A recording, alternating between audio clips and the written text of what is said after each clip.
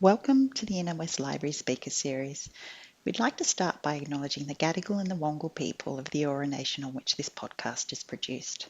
Today we're joined by writer and broadcaster Richard Fidler. For more than a decade now, he's presented his national radio show, Conversations with Richard Fidler, on ABC Radio. The Conversations podcast is the most popular in Australia, with more than 6 million program downloads a month. Richard is also a best-selling author, publishing his first book, Ghost Empire, in 2016, and co-authoring Sagaland, The Island Stories at the Edge of the World, the following year.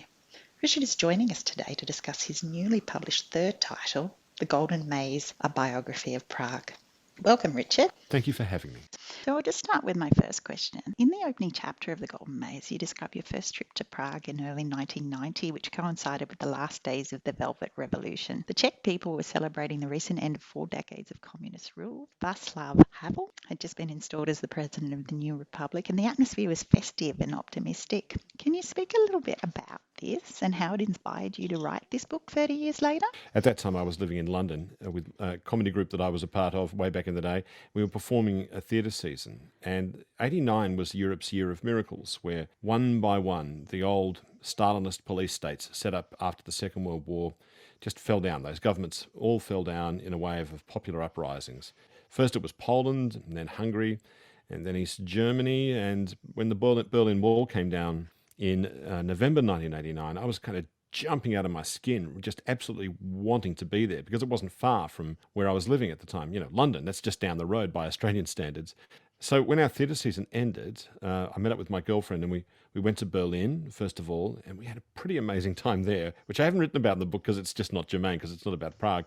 But after Berlin, we went straight to Prague, which was then the capital of the nation of Czechoslovakia, which was, I thought I would found myself amongst what I think was the happiest group of people in the world at the time. They'd overthrown a particularly cruel regime, and the festive winter atmosphere in Prague was just fantastic. It was just so joyful and fun and a bit mad.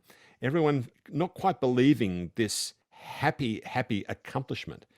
As the history of the 20th century in Prague had been so full of horror and disappointments and repeated invasions, from first Nazi Germany and then the Soviet Union in '68, it just seemed things had turned out far better than anyone could possibly have hoped. Václav Havel had been at the helm of this peaceful revolution, which took the name the Velvet Revolution, and suddenly these cruel apparatchiks had been turfed out of Prague Castle and out of the Central Committee building and replaced by Václav Havel, this absurdist playwright with wonderful instincts, a great sense of dignity, and a desire to restore dignity and democracy to his own people. So the whole thing was like a giant ongoing party in a place which just at the time also happened to have the best and cheapest beer in the world. So you can see why it was a kind of a wonderful time and place to be there. It sounds absolutely amazing. But in chapter 8 of the book, you mention a conversation that you had with prolific Czech author Marek Toman, and he was giving you a tour of Chernin Palace, which now houses the Czech Republic's Ministry of Foreign Affairs. And you asked him what it means to live in a small nation that becomes the plaything of great and terrible neighbours. And I think he answered you, it means that every situation feels temporary. When things are good, it feels like it can't last for too long. And you replied to him, and yet the Bohemians built this city like it was going to be here forever, to be enjoyed forever. And I thought this quote brilliantly summed up Prague's turbulent history and enduring beauty and spirit of artistic and intellectual inquiry. And the history you detail so beautifully in the book depicts a city often subject to the political will of external powers, whether it was the Holy Roman Empire or the Austro-Hungarian Empire, Nazi Germany or Mother Russia. This imposition is often without consultation or against the will of its people. What are your thoughts on the impact of this on Prague's community and cultural identity? The Chernin Palace itself was a good place to sort of start thinking about that. The Chernin Palace is in the castle district of Prague. It's a great, big, hulking, Baroque monolith of a building. It's probably the biggest and probably the ugliest Baroque structure in Prague. It's just a sort of a big, arrogant pile. And as you say, I was there with my friend Marek Toman, who's an author, and also a diplomat who works in the Czech Ministry of Foreign Affairs. Marek has written a novel where the main character is the Chernin Palace itself, who's a bit difficult and a bit grumpy and falls in love with the beautiful and sweet convent that's across the road. So Marek was showing me around and explaining the history of the place to me, which I knew a little bit of, but he gave me the full history of it. The Chernin Palace was built in the 1700s by a sort of disgruntled nobleman in the Habsburg Empire who had been overlooked by the emperor and thought he'd build a bigger palace than Prague Castle down the road so he could look down on the emperor. And it's that petty. And so he built this big monstrosity of a palace that is just a little bit higher, so you can slightly look down on the emperor's castle just down the road, the more famous Prague Castle. And walking around it, Marek was showing me these famous rooms. In one of the rooms, he showed me this was where the Nazi commandant, Reinhard Heydrich, had his office. It was Hitler's second in command, really, who was Hitler's sort of governor of Prague and Bohemia during the Second World War. This incredibly cruel figure, perhaps the most vicious and coldest of the Nazis. It was Heydrich that came up with the final solution, that chaired the meeting on the final solution for the Jewish people of the German Reich. And it was in Prague that Reinhard Heydrich was assassinated by a Czech and Slovak assassin who'd been trained especially for the job. And the response to that from Nazi Germany was fierce. Hitler ordered an entire village, several thousand people, to be murdered in retaliation for the assassination of Reinhard Heydrich. So I'm walking through the corridors of this palace, and here's where Reinhard Heydrich had his desk. And then he took me into another part of the palace in the corner, which was the office where the foreign minister used to have his personal living space. And the foreign minister of Czechoslovakia in the immediate post-war period was a lovely man named Jan Masaryk, who was a charming man who played the piano, and we sat at his grand piano that was there looking out over the snowy sort of castle district of Prague. And this was after the Nazis were kicked out at the end of the Second World War by the Red Army, by the Soviet Army. And after just 3 years of a sort of a half-baked restoration of democracy, a Stalinist coup d'etat took place. And a Stalinist regime was put in that made the country the vassal state of the Soviet Union. And it was here that he showed me the bathroom where Jan Masaryk fell to his death in 1948. It was said that he committed suicide because he was so unhappy about this or that, but almost certainly he was murdered, and almost certainly he was murdered by assassins from the KGB. Or the NKVD or the MGB or whatever they were called at the time. And he showed me the spot where Jan Masaryk fell from the window and where his body was discovered at dawn the following day. And this was, with his death, that was the last hope for democracy in 1948. So that's why I had that feeling while I was there in that room, looking out over the castle district of Prague, just this feeling of how tragic that century was and how contingent it all is, as Marek said. And I think that feeling of that is always there amongst them. It's a feeling that Australians aren't really very familiar with, unless they're Australians who have arrived here from countries which have had a horrific past and they've arrived here as refugees. Most Australians just aren't familiar with that idea that the whole existence of the country can be changed. Your country can be invaded by a much bigger power that is just there across the border. No matter how decent a democracy you build, which is what they did in the interwar years, they built a very decent democracy that was a proper democracy and offered human rights to all its citizens. Well, it was smashed by Hitler. And again, it was smashed after that by Stalin. So it just gives this a whole different feeling about the 20th century. The thing that they learnt from the 20th century in particular in that country and in that city was that they took a very different lesson from it than Westerners did, or people in the English-speaking democracies. I think when we think of what happened in World War II in places like Australia, the United States, Britain, Canada, New Zealand and the like, we sort of tend to see it as there was this great and evil power in the middle of Europe. The democracies were slow to rouse themselves. But when they did, there was the kind of moral weight of the universe behind them, demanding a kind of a victory over the forces of evil. And so it came to pass. The forces of darkness in Hitler's Germany were profoundly and utterly defeated, and the good guys were completely triumphant. But people who live in the Czech Republic, people who live in Poland and in other parts of the world, they had to draw a different lesson. They'd had, like I said, a proper democracy. They'd had human rights. They thought they were a member of the Club of Democracies in the 1930s, but it turned out the Western democracies were feeble and didn't come to their rescue. And so they saw their perfectly decent nation smashed by Nazi Germany and then occupied by Stalinist Russia. So when you do that, you don't walk away after World War II with this thing that, good triumphed over evil, because they saw that it didn't. And I think you can't help but see the world and your own future very differently once you've been through that kind of an experience. Yeah, it's something that's quite universal in small European countries, isn't it? It's It is. very difficult for Australians to relate to, as you mentioned. Yes, yes, indeed. So, one of the other aspects of Prague that you mention in the book is its rich cultural and literary tradition, which a lot of people are familiar with. It's about a popular image of Prague. Many examples pop up in the book, from traditional fairy and folk tales, which are the scary kind, not the ones that we're familiar with, to Kafka, of course. I was thrilled to find that Mozart gets a mention, as does legendary womanizer Casanova, who I was very chuffed to find out spent his senior years employed as a librarian. Yes, he did.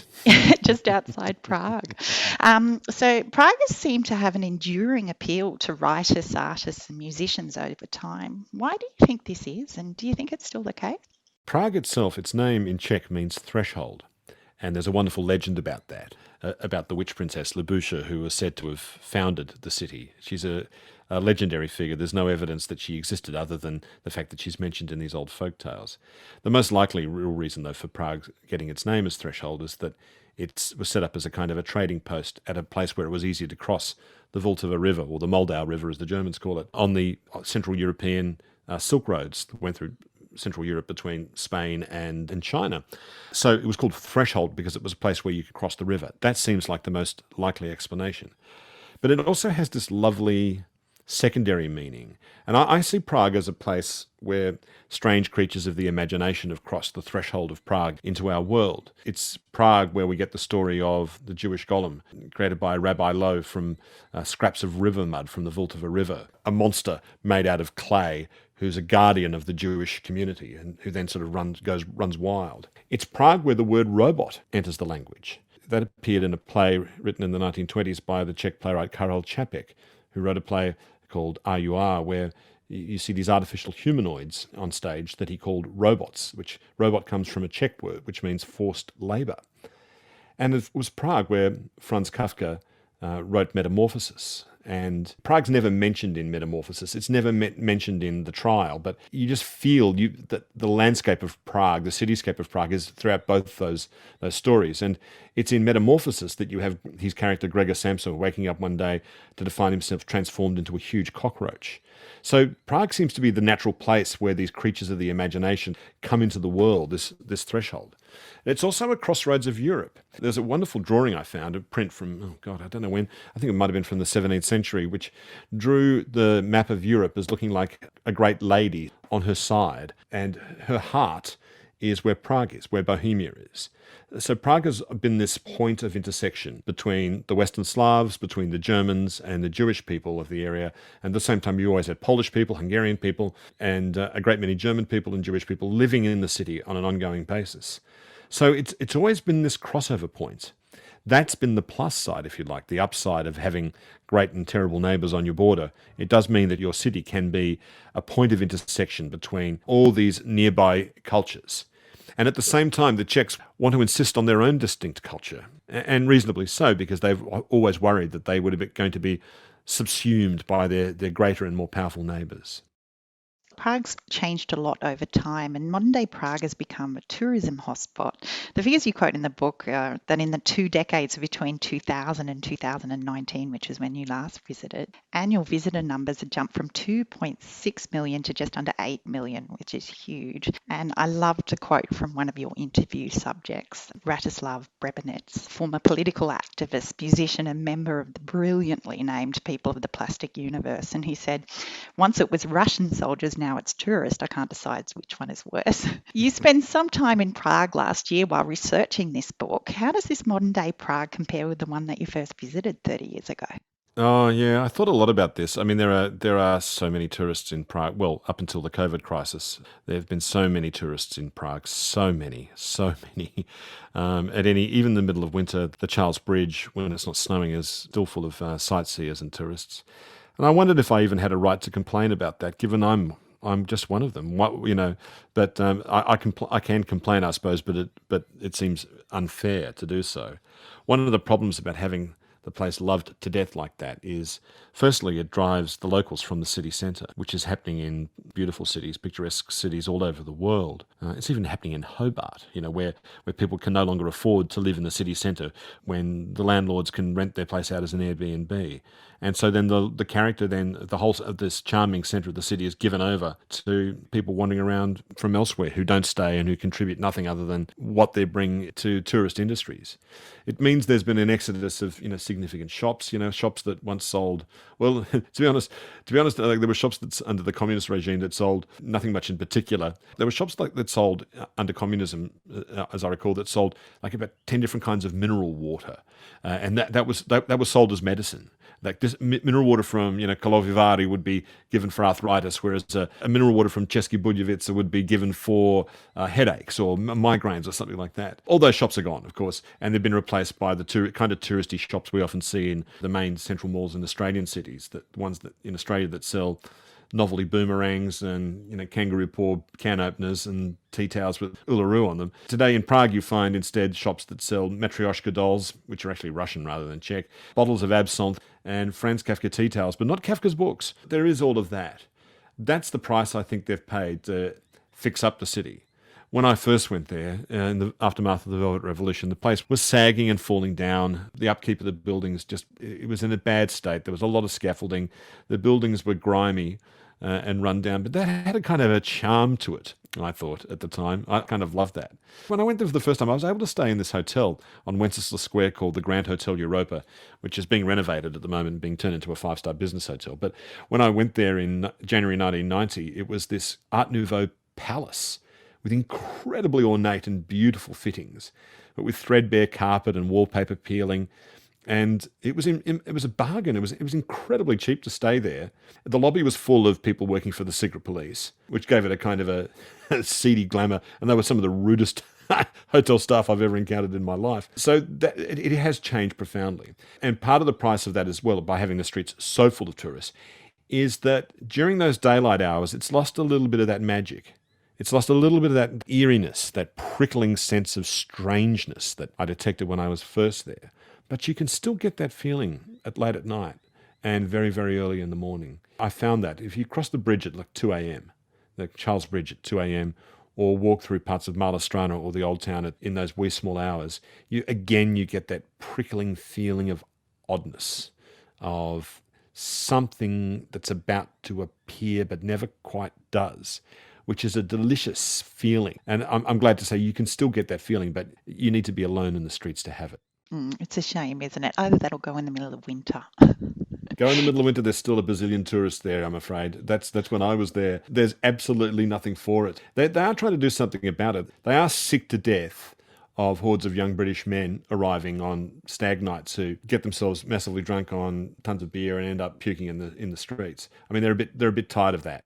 It's the scourge of Europe. Yeah, the scourge of Europe, I'm afraid. Yeah. I mean, it's interesting to go there as an Australian, and they think of Australians by and large as being cultured people, but the Brits are total bogans in their mind. Yeah, just don't get mistaken for one. That's the important. Well, that happened to me once. And this is where this brings it again to the kind of the long arm of history.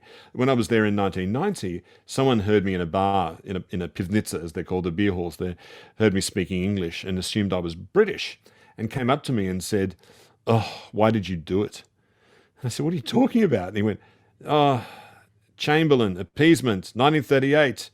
You people, you sold out our country." But that is such a heartbreaking story, though. Oh, it's a terrible story, how the British and the French sold them out. It's a terrible story. And I'm not surprised that that's something that's sort of embedded in the national memory. So just time for one last question. And as this is a library podcast, we always finish by asking for reading recommendations. Do you have any suggestions for our listeners? Yes. I have been using the COVID crisis to not forcing myself, but because I always have to read so much for my radio program, I am trying to go back to reading more slowly and for pleasure. Not to say I don't enjoy the books I have to read for my show, but you know what I mean. Picking a book of my own choice rather than having it put in front of me is a real pleasure. So I've gone back to a couple of classics that I've always meant to read, and I finally read them. And the first of those was Middlemarch by George Eliot, whose real name is, of course, Mary Ann Evans, which I discovered is so completely wonderful. I don't know if you've read it, but it's one of the absolute classics of 19th century English literature.